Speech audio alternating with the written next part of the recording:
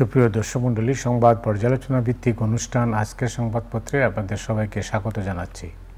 অধ্যাপক শামীম রাজা রয়েছেন আমাদের সঙ্গে। শামীম, স্বাগত আপনাকে। বাংলাদেশ প্রতিদিন আজকের শিরোনাম হচ্ছে পতনে তলানিতে শেয়ার বাজার, রহস্যভেদে প্রয়োজন শাহীনকে। যায় যায় দিন ধরাছোঁয়ার বাইরে স্বর্ণ চোরাচালান মাফিয়ারা, রাজধানী ছাড়ছে মানুষ। সমকাল কমিটি ভাঙা করা নিয়ে বিএনপিতে নতুন ঝড়, সড়কে ধীর গতির যানজট, ট্রেনের সূচিতে উন্নতি।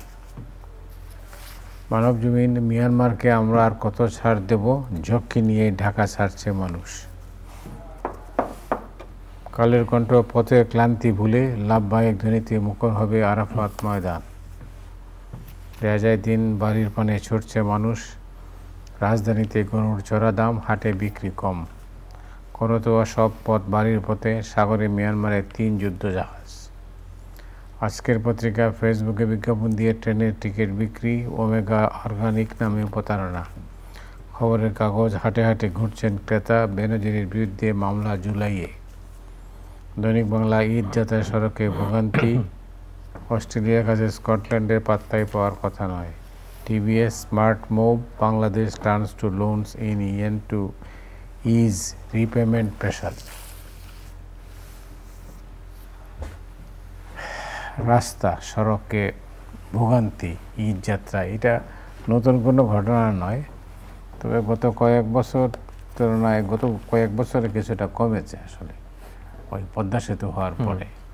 তো যাই হোক, এরপরেও এবারও মানুষের যাওয়ার তো কি নেই, ক্লান্তি নেই, যাচ্ছে মানুষ। আপনি কীভাবে দেখেন? এটা তো আপনার দীর্ঘ সাংবাদিকতা জীবনেও লক্ষ্য করেছেন, অনেকটা স্ট্যান্ডিং ম্যাটারের মতো, যে ঈদ আসলেই আমাদের সেই করেছি বহুবার দেশে ফেরা, এবং একসময় তো আমাদের এত পরিবহন ছিল না, এত যাওয়ার সুযোগও ছিল না। এবং আপনি যেটা বলছিলেন যে দক্ষিণবঙ্গের সঙ্গে যে যোগাযোগ স্থাপনকারী পদ্মা ব্রিজ, সেটা একটা বড় পরিবর্তন এনে দিয়েছে। এবং আগে যে পথে আপনি বাসে যেতেন বা অন্য বাহনের মাধ্যমে যেতেন, সেটা অনেক স্বল্প সময়, এমনকি নদী পথের যাত্রাকেও অনেকটাই তো বেশি ছিল। এবং পত্রিকা খুললেই তখন ছবি দেখা যেত, বড় বড় লঞ্চ, উপচে পড়া মানুষ, অনেক দুর্ঘটনারও সংবাদ আমাদের আপনাদের লিখতে হয়েছে, ছাপতে হয়েছে। সেটার একটা পরিবর্তন হয়েছে। ট্রেন আমরা আরো আশা করেছিলাম যে 50 বছরের ট্রেন আরো উন্নত হবে, আমাদের মতো জনবহুল দেশে আরো বড় ট্রেন নেটওয়ার্ক তৈরি হবে। একটু উন্নতি হয়েছে, সেটা আগে থেকে উন্নতি হয়েছে সময়সূচিতে। এবং একটা প্রসঙ্গ না বললেন যে ট্রেনের টিকিটগুলো এখন যেমন অনলাইনে কাটতে হচ্ছে, কিন্তু সেখানেও এক ধরনের বিঘ্ন সৃষ্টিকারী চক্রের, যদিও তাদের কাউকে গ্রেপ্তার করা হয়েছে, মিডলম্যানরা আছে। তারপরেও এটা ভালো যে এই নতুন প্রজন্মের জন্য অনলাইনে তারা তো স্বচ্ছন্দ বোধ করেন, কষ্ট করে যেতে হচ্ছে না। যে বিষয়টা আমার মনে একটু উল্লেখ করা প্রয়োজন, পৃথিবীর সব দেশে আপনি লক্ষ্য করেছেন, বিশেষ করে গণপরিবহনের মধ্যে অন্যগুলো তো বেসরকারি ব্যবস্থাপনায় চলে, বাস বা অন্যান্য, ট্রেনটা এখনো আমাদের পাবলিক হিসেবে আছে। কিন্তু অনেক সিনিয়র সিটিজেন যারা, তাদের সবার পক্ষে অনলাইনে বসে অনেক সময় ট্রেনের টিকিট কাটা নাও সম্ভব হতে পারে।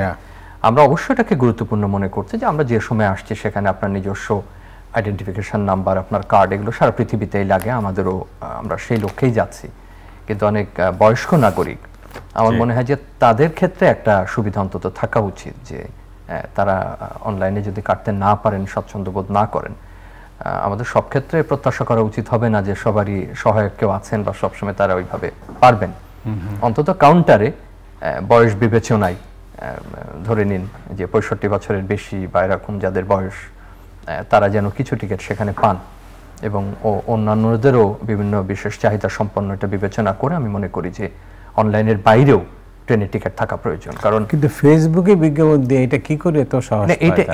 এটা অত্যন্ত দুর্ভাগ্যজনক যে আমরা যখন এটাকে আরো ডিজিটাল, আরো স্মার্ট করবার চেষ্টা করছি, তখন একই সঙ্গে আরো স্মার্টার্স দেখাচ্ছে এক ধরনের দৌরাত্মকারীরা। মানে ভালো সংবাদ যে তাদেরকে গ্রেফতার করা গেছে, কিন্তু তারপরেও এটা খুবই একটা খারাপ একটা সংবাদ। কমবাবু স্টেশনে যারা দায়িত্বপ্রাপ্ত তারাও জড়িত। এখন আপনি যদি শস্যের মধ্যেই ভূত থাকে, আপনি কজনকে ধরবেন? এবং একটা পদ্ধতি তো আপনি চাইলে বহুভাবেই সেটার ব্যত্যয় ঘটাতে পারেন। যে প্রযুক্তি আপনি ব্যবহার করছেন তার পেছনেও তো মানুষ আছে, সেটা ব্যত্যয় ঘটানোর সুযোগ আছে। কিন্তু সেটা আমি মনে করি খুব কঠোরভাবে দেখা। এবং যে কথা শুরুতে বলছিলাম আবারও একটু বলবো যে যারা বয়স্ক নাগরিক বা বিশেষ চাহিদা সম্পন্ন বা প্রয়োজন আছে, আমি মনে করি যে তাদের জন্য বিশেষ ব্যবস্থা থাকা উচিত, যে তারা অনলাইনে টিকিট না কাটলেও তারা যেন সরাসরি আগে যে ব্যবস্থায় কাটতেন সেটা অবশ্যই সীমিত আকারে হবে, নিঃসন্দেহে সবার জন্য সেটা বলছি না, বয়স্কদের ক্ষেত্রে বা বয়স্ক নাগরিক এবং সিনিয়র সিটিজেন ধারণাটা আমাদের গণপরিবহনের ক্ষেত্রে সব ক্ষেত্রে এটা আনা উচিত। বাস, লঞ্চ, ট্রেন, আমাদের দেশে তো এটা চালু না, এই ধারণাটা আমাদের হচ্ছে না। আমাদের মনে রাখতে হবে যে অনেক বড় জনগোষ্ঠীর, আপনি একটু আগে আলোচনা করছিলেন যে এত রাস্তা আগে ছিল না, এত ধরনের একটা জিনিস আপনি খেয়াল করুন, এখন ব্যক্তিগত পরিবহন যত মানুষের আছে, যত ধরনের, আমি যদি সাধারণভাবে বলি ট্রাক, পিকআপ থেকে শুরু করে, ঈদের আগে তো কোন মাধ্যমে আপনি চড়ে যাচ্ছেন সে বিবেচনা আমরা অনেক সময় অত ভাবে করি না, একভাবে যেতে পারলেই হলো। রাস্তা বেড়েছে, পথ বেড়েছে, বিকল্প পথ বেড়েছে, আমরা আগে জলপথে যেতাম, সেটার বিকল্প হয়েছে প্রচুর। তারপরেও মানুষ তো অনেক, বহু মানুষ এখন, সুতরাং আপনি যেভাবেই দেখুন না কেন এত সংখ্যক মানুষ একটা শহর থেকে পৃথিবীর অন্য কোনো দেশে সম্ভবত যায় না, এবং এত বেশি ঈদে আমার নিজের অভিজ্ঞতাতে আমি দক্ষিণ পূর্ব এশিয়াতেও দেখেছি যে মুসলিম প্রধান যেসব দেশগুলো, মালয়েশিয়া, ইন্দোনেশিয়া, প্রচুর মানুষ চলে যান কুয়ালালামপুর থেকে। একসময় আপনার নিউ স্ট্রেট টাইমস এরকম প্রতি বছর আমাদের মতো ছবি ছাপতো 60-এর দশক 70-এর দশকে কিভাবে মানুষ যেত শহরের বাইরে। এখনো মানুষ যায়, আপনি এখনো জাকার্তাতে গেলে লক্ষ লক্ষ মানুষ তার এলাকায় চলে যান, সেখানে আমাদের এই অঞ্চলটা দক্ষিণ পূর্ব এশিয়ার রীতিটাই এরকম। কিন্তু মানুষের যে সংখ্যা, আপনি তো প্রত্যেকের জন্য একটা করে গণপরিবহন বানাতে পারবেন না। তারপরেও বলবো যে আগের চাইতে ভালো, মানুষের সক্ষমতা বেড়েছে, বিকল্প ব্যবস্থা বেড়েছে, কিন্তু ওই বিশেষ ব্যবস্থাগুলো অন্তত সিনিয়র সিটিজেনদের জন্য থাকা প্রয়োজন। ধন্যবাদ। আমি যায় শিরোনাম দেখতেছি যায় দিন, রাজধানীতে গরুর দাম চড়া, হাটে বিক্রি কম। আমি নিজে খুব বড় গরুর হাটে এবার যেতে পারিনি, ছোট ছোট কয়েকটা দেখেছে, এবং আমি যে এলাকায় থাকি তার আশেপাশেও বেশ কিছু গরু এনে কেউ বিক্রির চেষ্টা করছেন দেখলাম। তো আপনাদের প্রতিবেদনগুলো দেখে এবং অল্প স্বল্প সবার সঙ্গে, যেটা কোরবানির আগে আমরা করি, রাস্তায় লোক দেখলেই আমরা জিজ্ঞেস করি কেমন দাম, এটাও একটা সংস্কৃতির অংশ, এবং তার থেকে একটা ধারণা করা যায়। তাতে মনে হচ্ছে দাম চড়া অনেক। এমনি সংবাদপত্রগুলোতে আমরা ওই ফ্যান্সি গরুগুলোর প্রচুর ছবি দেখি, জানেন যে অনেক ওজনের, নবাব, বাহাদুর, রাজা, এরকম বিভিন্ন নামে ডাকা, এগুলো ব্যতিক্রম ধর্মী, এগুলো অনেক দাম, কেউ না কেউ কিনবেন, যার সামর্থ্য আছে 10 লাখ 20 লাখ, এটা আলাদা। কিন্তু আমি যদি মধ্যবিত্তের কথা ভাবি, তো কোরবানির শান্ত মধ্যবিত্তই দিতে চেষ্টা করেন, বা একটু আমি অর্থনৈতিক সক্ষমতা অর্থে বলছি, একটা নিম্ন মধ্যবিত্ত যারা, কিন্তু যে দাম এবার শুনছি, বা যে ধরনের একটা মাঝারি আকারের গরু, সেটার দাম একটু বেশি মনে হয়, এবং অনেকেই দেখছি যে একটু পিছিয়ে যাচ্ছেন বা ওরকমই মত দিচ্ছেন। আবার একই সঙ্গে যারা খামারি এবং যারা এখন গরু ব্যবসা বা গরু লালন পালন, তো একটা বড় অর্থনৈতিক কর্মকাণ্ড, এবং উল্লেখ করতে হবে যে নারীরাও যুক্ত হচ্ছেন তার সঙ্গে। আপনাদের সংবাদপত্রগুলো প্রতিবেদন করছে যে অনেক নারীও বাড়িতে গরুর খামার গড়ে তুলেছেন, এবং বিভিন্ন জায়গায় এটা খুব, আমি মনে করি যে আশা জাগা নিয়ে এবং খুব ভালো। কিন্তু যে খাদ্যগুলো তাদের প্রয়োজন, যে সুবিধাগুলো এই খামার করতে বা গরুগুলো লালন পালনের প্রয়োজন, সেটা তো ব্যয়বহুল, বিদ্যুৎ থেকে শুরু করে, খাবার থেকে শুরু করে, অবকাঠামোগুলো, তারা ওই ক্ষেত্রে ওই সুবিধাটা পাচ্ছেন কিনা, ওই ভর্তুকি পাচ্ছেন কিনা, ওই ঋণ পাচ্ছেন, সেটা যদি না হয় তাহলে তাদের দিক থেকেও কিন্তু বক্তব্য আছে যে টাকাটা তারা বিনিয়োগ করেছেন, এবং এটা দীর্ঘমেয়াদী। এটা তো এমন না গরুটা আজকেই লালন পালন করে আপনি কালকেই, এটা পোল্ট্রির সাথে তো তুলনা করা যাবে না, এটা একেবারে অন্যরকম, এবং একটা সময় পর্যন্ত অপেক্ষা করতে হচ্ছে, তারপরে তারা এটা তো একটা লাভ করবেন, না হলে তো তার বাণিজ্য থাকবে না, বা এটা তারা টিকে রাখতে পারবেন না। সেখানেও কিন্তু আমাদের নজর দিতে হবে। এখন এটা এমন নয়, আমার কাছে অন্তত মনে হচ্ছে যে কেবলমাত্র চাইলেই তারা বাড়াচ্ছেন, আবার সবাই যে বড় খামার থেকে আনছেন, বড় ব্যবসায়ীরা আনছেন, তা কিন্তু না। ব্যক্তি পর্যায়ে অনেকে অল্প দুই একটা গরু এভাবে লালন পালন করেন বিক্রির জন্য, তাদেরও খরচ বেড়েছে সব মিলে। আর আগের মতো ওইভাবে অনানুষ্ঠানিকভাবে অনেক সময় আমরা হয়তো গ্রামে গঞ্জে দেখতাম যে লালন পালন করছেন, সেখান থেকে নিজেদের মধ্যে কিনে নেওয়া, সেগুলো কমে যাচ্ছে আস্তে আস্তে, এখন হাট বাজারের দিকেই রয়েছে। ট্যাক্সের ব্যাপারটাও খেয়াল করতে হবে যে সেটাও কিভাবে দেখা হচ্ছে। সব মিলে এখন পর্যন্ত বোধহয় স্বল্প আয়ের বা খুব পরিকল্পনা করে রেখেছেন কোরবানির জন্য যে এই টাকার মধ্যে কিনবো, তাদের জন্য মনে হচ্ছে একটু চাপ সৃষ্টি হচ্ছে এবং কষ্ট হচ্ছে। তবে যেটা ঘটে অনেক সময় ঈদের ঠিক অব্যবহিত আগে ছোট আকারের যারা ব্যবসায়ী বা বাড়িতে লালন পালন করেছেন তারা একটু কমে হলেও হয়তো ছেড়ে দেবেন, কিন্তু যারা বড় বিনিয়োগ করেছেন ব্যবসায়ী, তাদের ক্ষেত্রে সেটা সম্ভব হয়তো নাও হতে পারে। ধন্যবাদ। খবরের কাগজের শিরোনাম হচ্ছে বেনজিরের বিরুদ্ধে মামলা হবে জুলাইয়ে। অনেক দিন ধরেই আমরা আলোচনা করছি এবং এক কথা এটাই বলা যায় যে রাষ্ট্রের অত্যন্ত গুরুত্বপূর্ণ পদে আমরা যাদেরকে আসীন করি এবং অনেক চিন্তা ভাবনা করে তো সেই কাজগুলো করা হয়। আপনি একটা সাধারণ সরকারি চাকরি যদি এখন নিতে যান, আপনার যতগুলো কাগজপত্র, আপনার পেছনের সমস্ত তথ্যগুলো যাচাই বাছাই করুন, এটা কিন্তু একটা দীর্ঘ প্রক্রিয়া। এবং আমরা এমনও প্রতিবেদন গণমাধ্যমে দেখেছি যে চূড়ান্ত আকারে পর্যায়কৃত কার্য হওয়ার পরেও এই সিকিউরিটি ক্লিয়ারেন্সগুলো বা এই নিরাপত্তার বিষয়গুলো নিশ্চিত না হওয়ার কারণে, তথ্যগুলো না হওয়ার কারণেও কিন্তু অনেকের চাকরি শেষ পর্যন্ত হয় না। এবং আপনি যদি প্রশাসনের সর্বোচ্চ পদগুলোকে ধরেন, আপনি পুলিশের সর্বোচ্চ পদ ধরেন বা অপরাপর বাহিনীর যে সব সর্বোচ্চ পদগুলো আছে, সেগুলো তো রাষ্ট্রেরও একটা প্রতীক। এমন অনেক পদ আছে রাষ্ট্রের সার্বভৌমত্বের প্রতীক, বা যারা এই রাষ্ট্রের অখণ্ড সার্বভৌমত্ব দেখবেন এমন গুরুত্বপূর্ণ দায়িত্ব, পরিকল্পনার দায়িত্ব তাদের দেওয়া হচ্ছে। পুলিশের প্রধান তো শুধুমাত্র আইন শৃঙ্খলা না, তার চেয়ে তো আরও অনেক বড় কিছু আমরা মনে করি আধুনিক সময়ে। সবচেয়ে বড় কথাটা তাদের জাতিসংঘের শান্তি রক্ষিতেও এখন আমাদের পুলিশ যুক্ত। তো এরকম বাহিনীর যিনি প্রধান, যিনিই হন, নিঃসন্দেহে তিনি তার যোগ্যতা কর্মদক্ষতা দিয়ে হবেন, কিন্তু তার নৈতিক অবস্থা, যিনি কেমন ব্যক্তি, সেটা তার দীর্ঘ চাকরি জীবনে তো অসংখ্য ফাইল, অসংখ্য নথি, অসংখ্য প্রতিবেদন থাকার কথা যে এই ব্যক্তি কেমন, সেটা তার পেশার লোকেরাও যেমন জানেন, এই সুনাম কিন্তু বাইরের লোকেরাও জানেন যে কে কে এই পর্যায়ে আছেন। এবং যে ধরনের তথ্য আমরা পাচ্ছি সেটা খুবই দুর্ভাগ্যজনক, খুবই হতাশার। এবং এটা আমরা কখনো কল্পনাতেও আনতে পারি না যে দুর্নীতির চিত্র এত ব্যাপক হতে পারে এত গুরুত্বপূর্ণ পদে থেকে। তো আপনি যেটা বলছেন যে একটা সময় দেওয়া হয়েছে যে মামলা রুজু করা হবে, তো আমরা আশা করব যে অন্যান্য নাগরিকের মতো এক্ষেত্রে তদন্ত হবে, সত্য বেরিয়ে আসবে এবং দায় এড়ানো ঠিক নয়। আমার মনে হয় যে এলোমেলো বক্তব্য না দিয়ে বরং যেটা ঘটেছে সেটা তদন্ত করাটাই বুদ্ধিমানের কাজ হবে। ধন্যবাদ। আন্তঃরাষ্ট্রীয় সম্পর্কের ক্ষেত্রে একটা রিপোর্ট আছে, এখনও তো আছে, মানবজমিনও একটা রিপোর্ট আছে, সাগরে মিয়ানমারের 3 যুদ্ধ জাহাজ।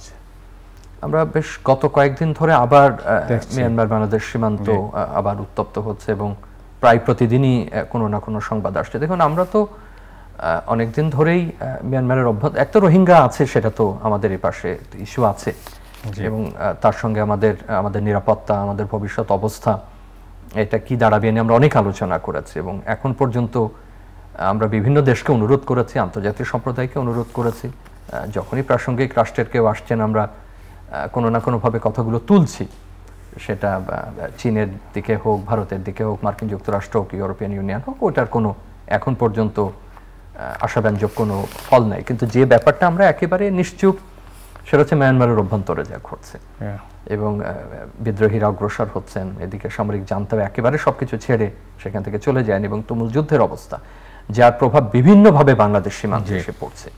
এক হলো যে এটা আমাদের নিরাপত্তার প্রশ্ন, আর এক দেশের যুদ্ধ যদি আপনার পাশেই হয়, আমি যদি মনে করি যে আমি নিশ্চুপ থাকবো, নিরপেক্ষ থাকবো, অবশ্যই বাংলাদেশের অধিকার আছে, বাংলাদেশ যুদ্ধে জড়ানোর মতো দেশ নয়, ওই ধরনের হেজিমনিক রাষ্ট্র নয় যে আমি আপনার সীমান্তে, আপনি ওই কথাই বলছি যে আপনার সীমান্তে যখন নিরবচ্ছিন্নভাবে এই ধরনের সমস্যা চলছে, তখন একটা অবস্থান তো আমাদের রাখতে হবে, একটা পরিকল্পনা তো আমাদের রাখতে হবে। এবং এখানে যে বিদ্রোহীরা যুদ্ধ করছেন সামরিক জান্তার বিরুদ্ধে, তারাও সবাই এক পক্ষ নন, তাদের মধ্যে বিভিন্ন পক্ষ আছে। তারা আপাতত হয়তো একটা কমন উদ্দেশ্যের দিকে যাচ্ছেন দেখে এক মনে হচ্ছে, তাদের সঙ্গে বা রোহিঙ্গাদের এক ধরনের যোগাযোগ স্থাপনের সুযোগ রয়েছে, সেখান থেকে নিয়োগের একটা সুযোগ রয়েছে। অর্থাৎ নিরাপত্তা কিন্তু দুই দিকে। আবার একই সঙ্গে এই যে গোষ্ঠীগুলো যুদ্ধরত, সেখানে আমাদের অবস্থান কি হবে সেটা এমন নয় যে কালকে সংবাদপত্রের শিরোনাম দিয়ে বাংলাদেশ জানান দেবে যে এটাই আমাদের অবস্থান। আমরা মোটেই সেই আলোচনা করছি না, এটা অত্যন্ত সংবেদনশীল বিষয় এবং বাংলাদেশ কতটুকু যাবে না যাবে সেটা গভীর চিন্তার বিষয়, গভীর নিরাপত্তা পরিকল্পনার বিষয় রয়েছে। এবং আপনি যেটা বললেন যে আন্তঃরাষ্ট্রীয় তো বটে, এটা আরো বড় আকারেও জটিলতা লাভ করতে পারে। কিন্তু আমরা যে ক্রমাগতভাবে প্রভাবিত হচ্ছি, এক। দ্বিতীয় হলো যে মিয়ানমারের অভ্যন্তরে যেটা ঘটছে সেটা যতই আমাদের বিষয় না হোক, এটা আজ হোক কাল হোক, কোনো না কোনো ভাবে যে আমাদেরকে প্রভাবিত করবে না বা এখনো যে করছে না সেটাও কিন্তু আমরা বলতে পারি না। আমরা এই আলোচনা এটুকুই করতে পারি যে আমার মনে হয় যে আমাদের একটা অবস্থান জাতীয়ভাবে এবং যারা নিরাপত্তার দায়িত্বে আছেন তাদের থাকা প্রয়োজন, যে আমরা আসলে আর কত দূর দেখব বা আমরা কত দূর গেলে আমরা কি করতে পারি, সেটা আমরা আমাদের অবস্থান ঠিক করব। মিয়ানমারের এই অ্যাক্টিভিটিজের পরে আমরা কতকাল নীরব থাকব? আমরা যেটুকু অন্তত সাধারণ নাগরিক হিসেবে প্রত্যাশা করি, আমরা কিন্তু প্রতিবাদের জায়গাটাও খুব বড় আকারে দেখি না। আপনি জানেন যে এই ধরনের ক্ষেত্রে আমরা বারবারই বলছি, রাষ্ট্রের নাগরিক হিসাবে আমরা বাংলাদেশের পররাষ্ট্রনীতি সম্পর্কে জানি, আমাদের নিরাপত্তা রীতি, আমাদের সামরিক বিষয়গুলো আমরা জানি, যে আমরা কারোর সঙ্গে অহেতুক দ্বন্দ্বে জড়াবো না। সেটা যখন রোহিঙ্গা আসছে তখনও আমরা সেখানে কোনো সামরিক অভিযানের চিন্তা করিনি বা জড়াইনি। এমনকি অনেকভাবেও তারা আমাদেরকে প্রলুব্ধ করবার চেষ্টা করেছে। আপনার মনে আছে যে একবার এক ধরনের আমরা যেটাকে কার্টোগ্রাফিক অ্যাগ্রেশন বলি, যে সেন্ট মার্টিনস তাদের ম্যাপের মধ্যে আমাদের ঢুকিয়ে দিল একসময়। এরকম আরো অনেকভাবে আমাদেরকে উত্তক্ত করবার চেষ্টা করেছে। সেগুলো পররাষ্ট্র মন্ত্রণালয়ে ডাকা হয়েছে, প্রতিবাদ করা হয়েছে, গণমাধ্যমে লেখা হয়েছে। কিন্তু এর বাইরেও প্রতিবাদের আমি মনে করি যে আরো একাধিক ধরন থাকা প্রয়োজন। যে আমার সীমান্তে একটা গোলা পড়ুক বা যাই হোক, আহত হওয়া, মারা যাওয়া, সেটা তো একদিক, কিন্তু আমি অস্বস্তির মধ্যে আছি, আমি নিরাপত্তা হুমকিতে আছি, এবং সেটা অন্তত বলাটাও কোনো না কোনোভাবে আমি মনে করি যে এটাও একটা কূটনীতির এবং সমর পরিকল্পনার এক সমর। মানে এই না যে কেবলমাত্র আপনাকে যুদ্ধ অবতীর্ণ হলেই আপনার সমর পরিকল্পনা থাকবে। আপনি অনেকভাবেই ওয়ার স্ট্র্যাটেজি নিয়ে চিন্তা করতে পারেন। এটা একটা ইনফরমেশন ওয়ারফেয়ারের সময়। আপনি সবকিছু যে একদম গায়ে পড়ে আপনাকে যুদ্ধ করতে হবে বা দ্বন্দ্বে যেতে হবে এরকম না। তথ্যের একটা বড় ভূমিকা আছে, এবং সেই শক্তিটাও বোধহয় আমরা কাজে লাগাচ্ছি না। এবং কেন লাগাতে চাইছি না সে উত্তর আমার কাছে নাই, তবে পরিকল্পনা থাকা দরকার, এবং স্বল্প মেয়াদে, দীর্ঘমেয়াদী, এবং কি হতে পারে আমার মনে হয় যে আর বোধহয় দেরি করা ঠিক হবে না। অনেক ধন্যবাদ আপনাকে। আপনাকে অনেক ধন্যবাদ। দর্শক মণ্ডলী, আজ রাতের মতো এখানে বিদায় নিচ্ছি। আগামীকাল আবার দেখা হবে। শুভরাত্রি।